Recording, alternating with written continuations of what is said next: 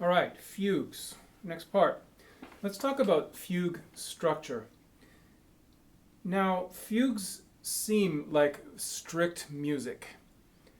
They seem like they have a lot of rules and that they have to follow this precise plan. But actually, yes and no.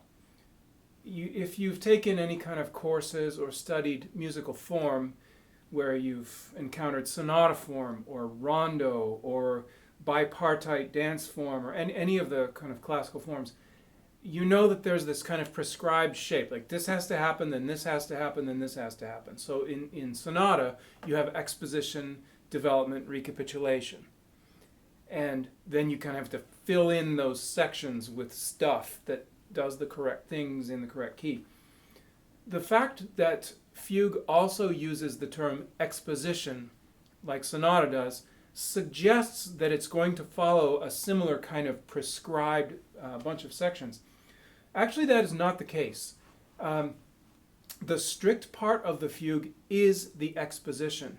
That's the part where mostly you're going to hear it follow these rules and do these things in the correct order. Once that part is over there, it's open season. You can do all kinds of things. And the more you study fugue, the more frustrated you'll get when you try to say what is the normal procedure. It can be almost anything.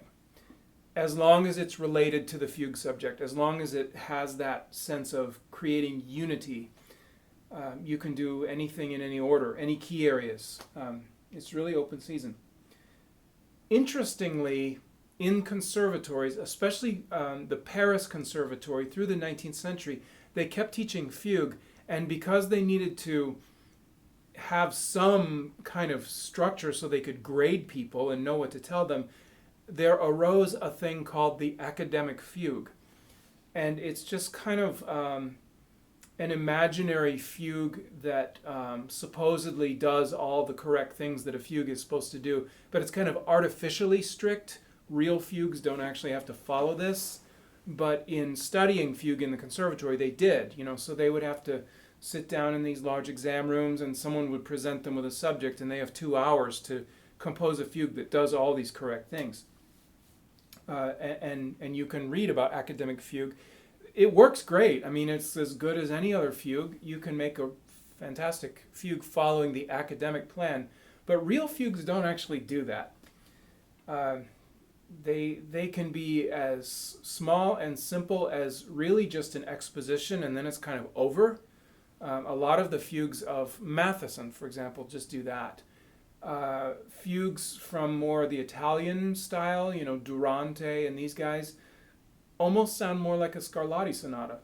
They're very free and more about keyboard virtuosity and not all this dense polyphony.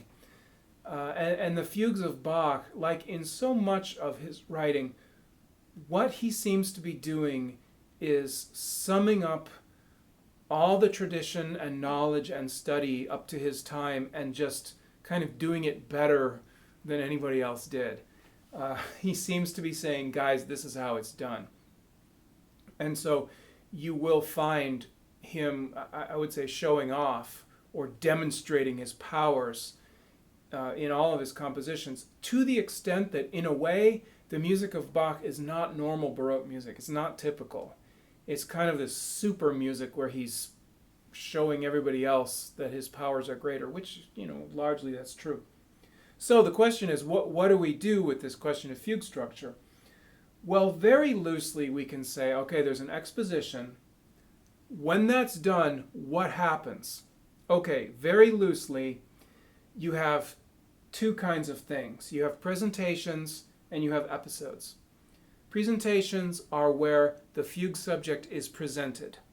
It can be in any voice, it can be in any key, but somewhere in there we hear that tune again. And this could be the subject, or it could be the counter subject, which some fugues have, some don't. The counter subject is the thing that the first voice is doing when the second voice comes in. Sometimes that becomes a theme in its own right and plays an important role in the rest of the fugue. Other fugues don't have a counter subject that is thematically concise. So presentations of the subject and the counter subject in various guises. Then you can have episodes where you don't really have the subject in a clear, identifiable way.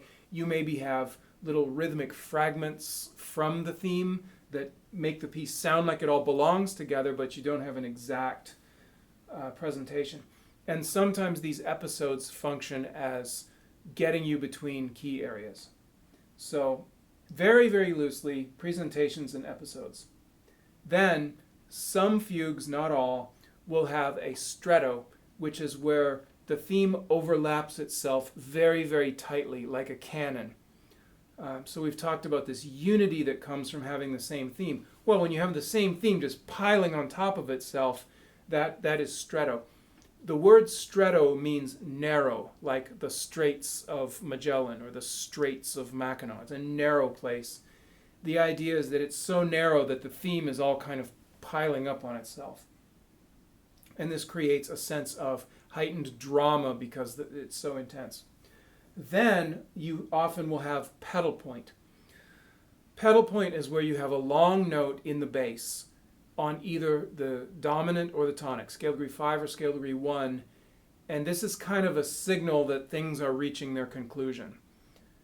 Over top of the pedal point, you'll have maybe some part of the subject, elements of the subject, or the entire subject kind of working itself out, fighting it out to the death. So the pedal point usually comes near the end. So that's roughly what you're going to have, and then everything else is going to be a long, long list of exceptions to how that actually doesn't happen much of the time. So there's no such thing as fugue form. There's only exposition. Do what you want, and you may or may not have all these other things, as long as you create a polyphonic kind of music and it sounds very unified because it keeps referring to that subject over and over again.